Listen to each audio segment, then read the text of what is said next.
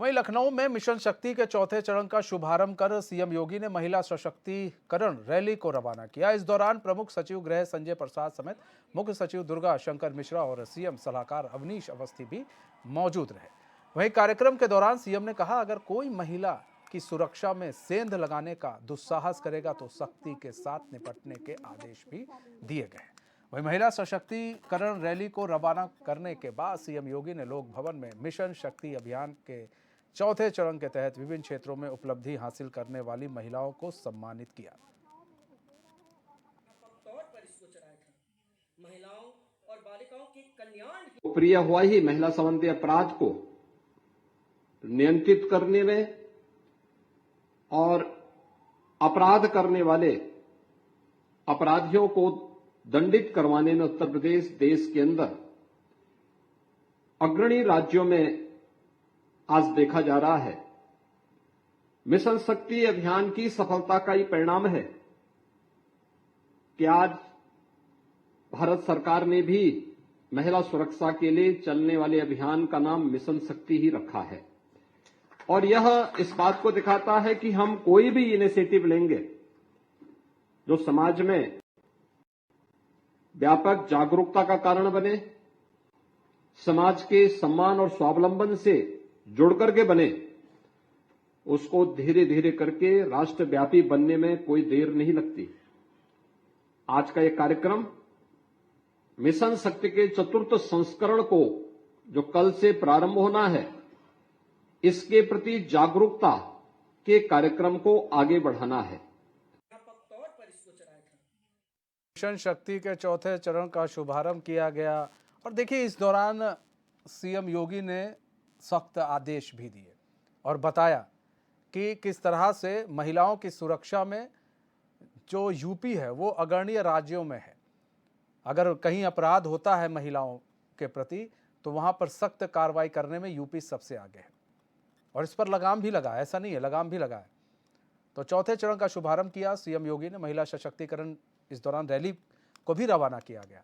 दो प्रमुख जो सचिव गृह संजय प्रसाद समेत मुख्य सचिव दुर्गा शंकर मिश्रा और सीएम सलाहकार अवनीश अवस्थी भी इस दौरान मौजूद थे।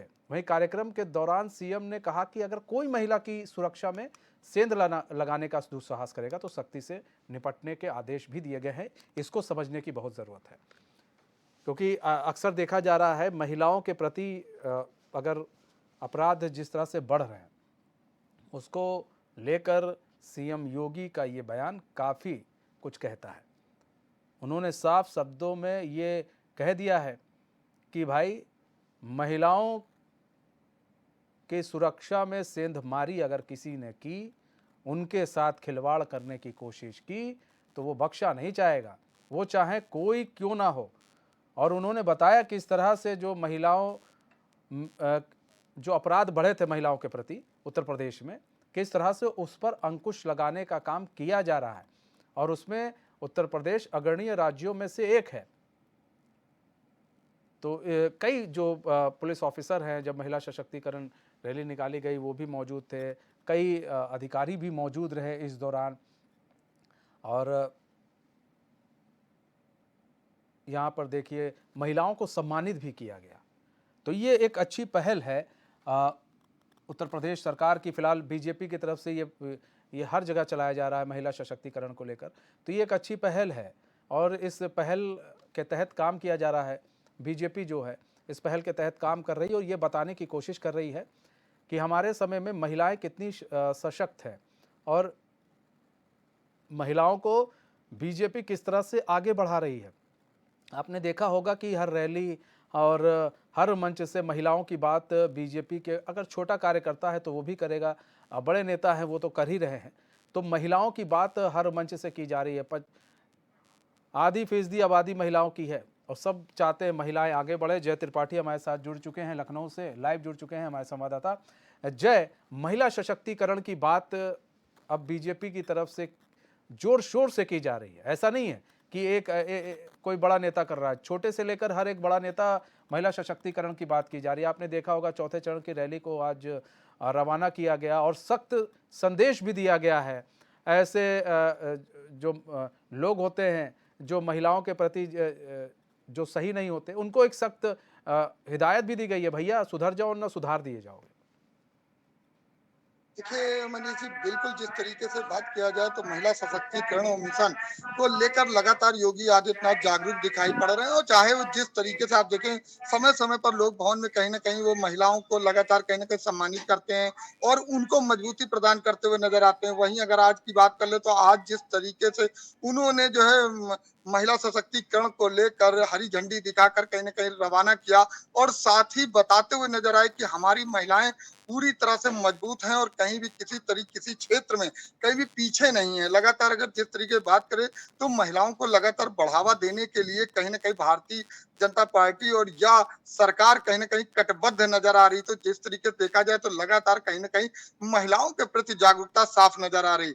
वहीं आपको बता दें कि कहीं ना कहीं मुख्यमंत्री योगी आदित्यनाथ जिस तरीके से कार्यक्रम में झंडी दिखाने के बाद लगातार चर्चा करते हुए नजर आए, तो उनका साफ कहना था कि जिस तरीके का आज का माहौल है उसमें महिलाओं को कहीं ना कहीं आगे बढ़ाना है।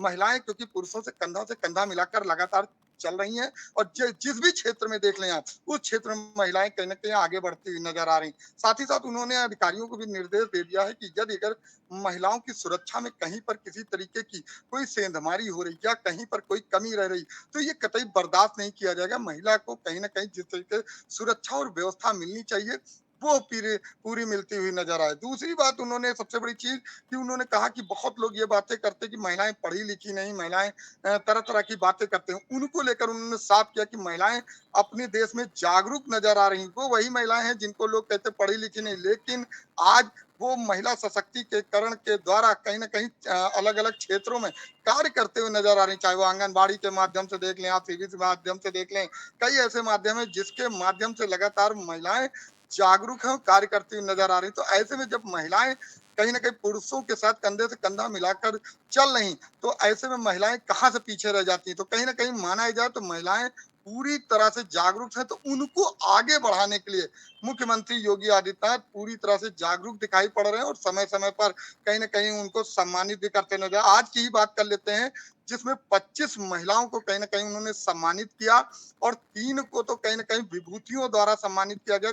अपने अपने क्षेत्रों में उन्होंने कहीं ना कहीं अच्छे अच्छे कार्य किए थे। आज हम समाज सेवा की बात करें तो महिलाएं हैं, डॉक्टरी में बात करें तो महिलाएं हैं, नर्सों में अगर देखा जाए किस तरीके से महिलाएं सेवा करती हैं, पिंक बूथ पे अगर हम देख लें पुलिस व्यवस्थाओं को तो कहीं ना कहीं महिलाएं, तो हर क्षेत्र में महिलाएं आज कंप्यूटर के जमाने में आगे बढ़ती हुई नजर आ रही। तो ऐसे में मनीष जी लगातार जैसे कि महिलाएं आगे बढ़ रही हैं तो सरकार भी चाहती है कि जिन क्षेत्रों में जहां पर भी उनको व्यवस्थाएं नहीं मिल रही उसको पूरी तरह से उनको सुचारू व्यवस्था मिले और लगातार जो उनकी सुरक्षा और व्यवस्था की बात करें उसमें किसी तरीके की कोई लापरवाही ना होने पाए। क्योंकि महिलाएं अगर रात बिरात घर से निकलती हैं तो इसकी जिम्मेदारी सरकार की बनती है कि सरकार इन चीजों का ध्यान दे कि महिलाओं की सुरक्षा किस तरीके से चल रही है। हालांकि जिस तरीके से अपराधों की बात करें तो अपराध पे कहीं ना कहीं जो है योगी सरकार रोक लगाती हुई नजर आ रही है। महिलाओं में जिस तरीके अपराध हो रहे थे वो कमी दिखाई पड़ रही है, वहीं महिलाओं को आगे बढ़ाती हुए नजर आ रही। आज का जो कार्यक्रम रहा इसमें जिससे मुख्यमंत्री योगी आदित्यनाथ कहीं ना कहीं शामिल हुए, तो साथ ही आपको बता दें बड़े बड़े अधिकारी भी थे, इसमें डीजीपी भी थे, दुर्गा प्रसाद जी मुख्य सचिव थे और यहाँ तक कि आपको बताया अवनीश अवस्थी थे, दोनों उप मुख्यमंत्री भी थे। तो कहीं ना कहीं माना जाए तो कहीं ना कहीं जिस तरीके महिलाओं को जागरूक करने के लिए मुख्यमंत्री योगी आदित्यनाथ तो नजर आ रहे हैं, उसी कड़ी में भारतीय जनता पार्टी का एक छोटे से लेकर बड़े तबके तक नेता ये कार्य करता हुआ नजर आ रहा है कि महिलाओं को किस तरीके से बढ़ाना है। अब देखना यह है कि जिस तरीके से लगातार निर्देश दिए गए हैं और जिसे महिलाओं को आगे बढ़ाया जा रहा है इसमें किस तरीके की और उनकी सहभागिता दिखाई पड़ेगी और किस तरीके से इनकी जो सुरक्षा व्यवस्था के इंतजाम किए जा रहे हैं उसमें किस तरीके से अधिकारी खड़े उतरते हैं। और क्योंकि योगी आदित्यनाथ लगातार महिलाओं के प्रति जागरूक है, वो आगे भी जागरूक रहेंगे। जी मनीष जय, एक चीज़ और समझना चाहेंगे हम आपसे कि यहाँ पर बात अगर हम करें महिला सशक्तिकरण की, तो उन्होंने एक चीज़ भी कही कि भाई अग्रणीय राज्यों में एक है कि महिलाओं को सशक्त करने में उत्तर प्रदेश और महिलाओं के प्रति अपराध रोकने में कहीं ना कहीं उत्तर प्रदेश अग्रणीय राज्यों में एक है। ये एक बड़ी बात है जो कहा जा रहा है और 50% की आबादी है महिलाओं की। तो ऐसे में महिला वोटर्स को भी साधने की पूरी कोशिश की जा रही है 2024 के चुनाव के मद्देनजर, इसको हम देखें तो। बिल्कुल मनीष जी, जिस तरीके से बात करें तो कहीं न कहीं लोकसभा 2024 का चुनाव बिल्कुल निकटतम आ चुका है और पूरी तरह से सरकार तैयार नज़र आ रही है। वो किसी भी क्षेत्र में देख लें।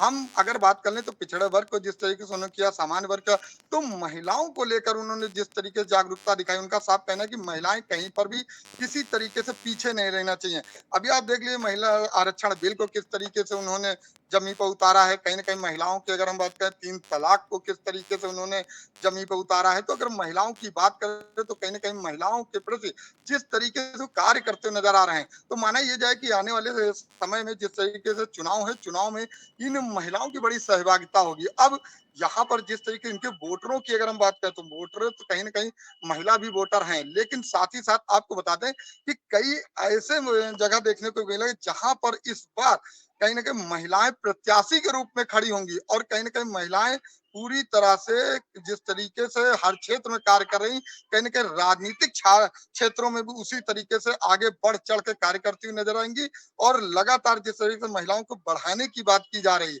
वो कहीं न कहीं आप साफ देख सकते हैं कि किस तरीके से बढ़ाया जा रहा है। अब इसको चाहे चुनावी स्टंट के तरीकों से देख लिया जाए या उत्तर प्रदेश को मजबूत करने के लिए देखा जाए, लेकिन दोनों ही हालात में कहीं न कहीं उत्तर प्रदेश मजबूत हो रहा है, महिलाएँ सुरक्षित हो रही और जिस तरह अपराध की बात है, तो अपराध को रोकने में ये बिल्कुल सत्य है कि उत्तर प्रदेश नंबर 1 की श्रेणी में आ चुका है और लगातार जिससे कि अपराध पर रोक है।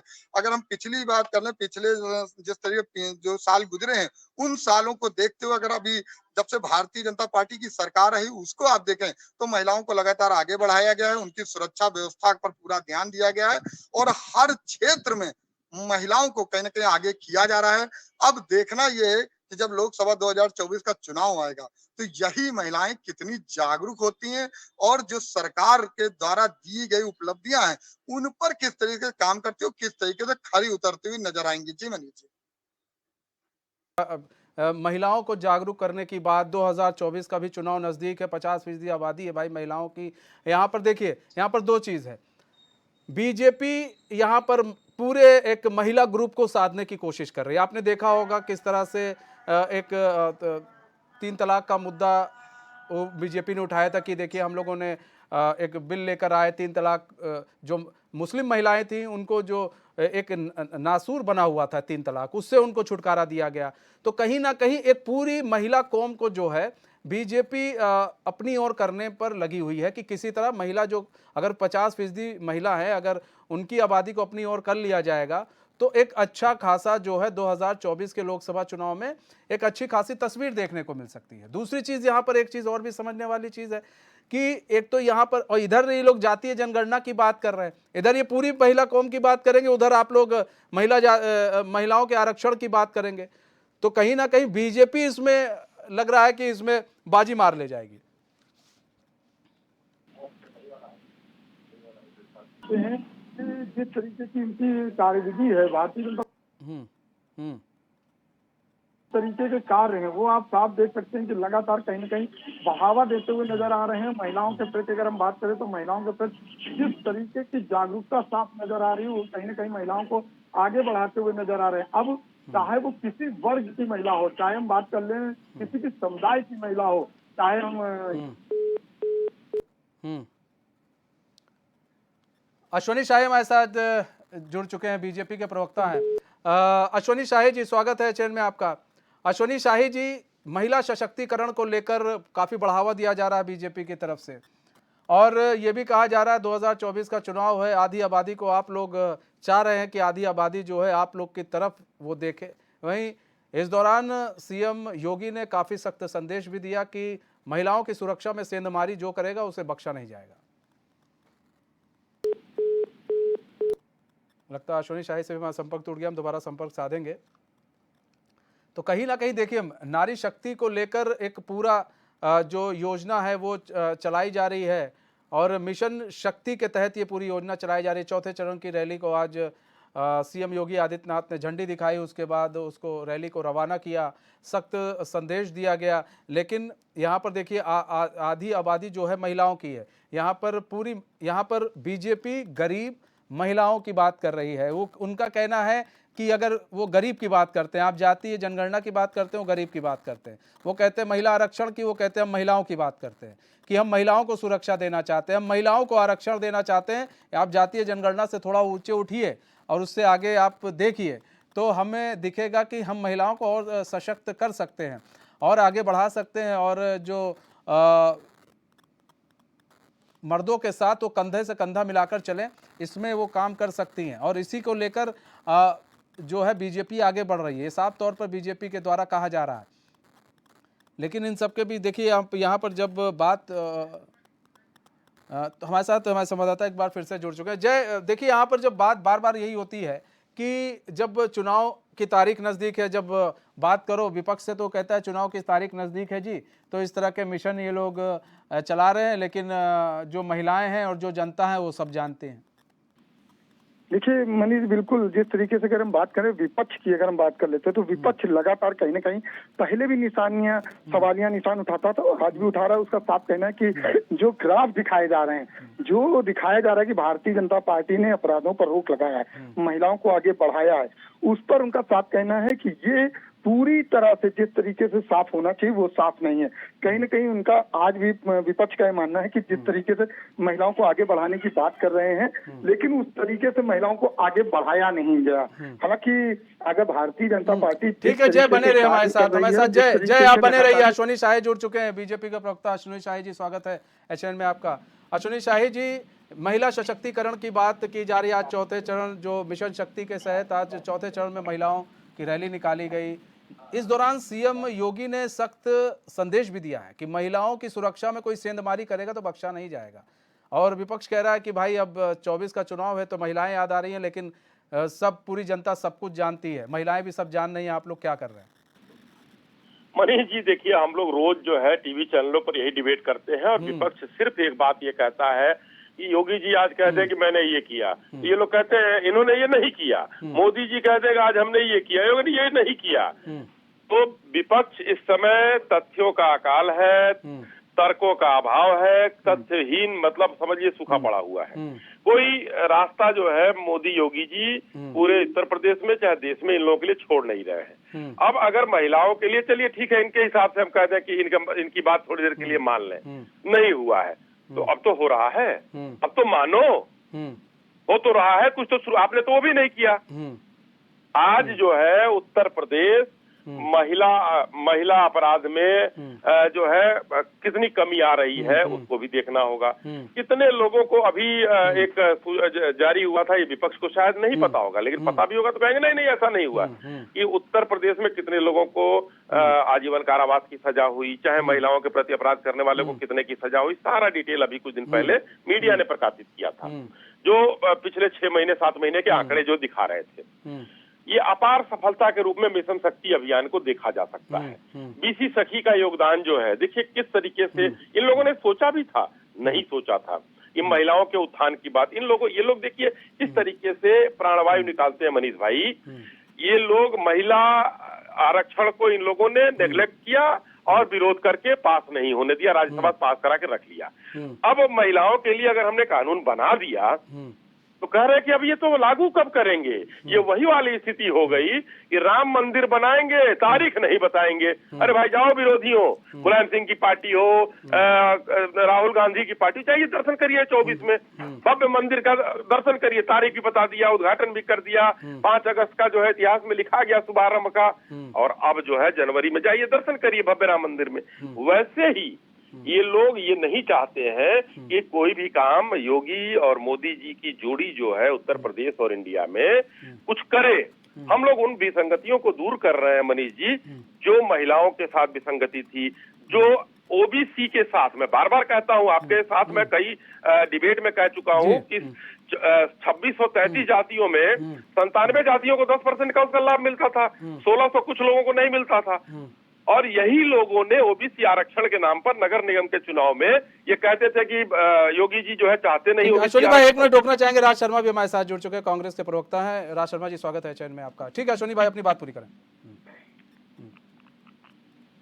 अश्विनी भाई जी अपनी बात सर पूरी कर लें पहले। जी देखिए मैं यही कह रहा था कि हम लोग बगैर आरक्षण के नगर निगम का चुनाव नहीं होने दिए।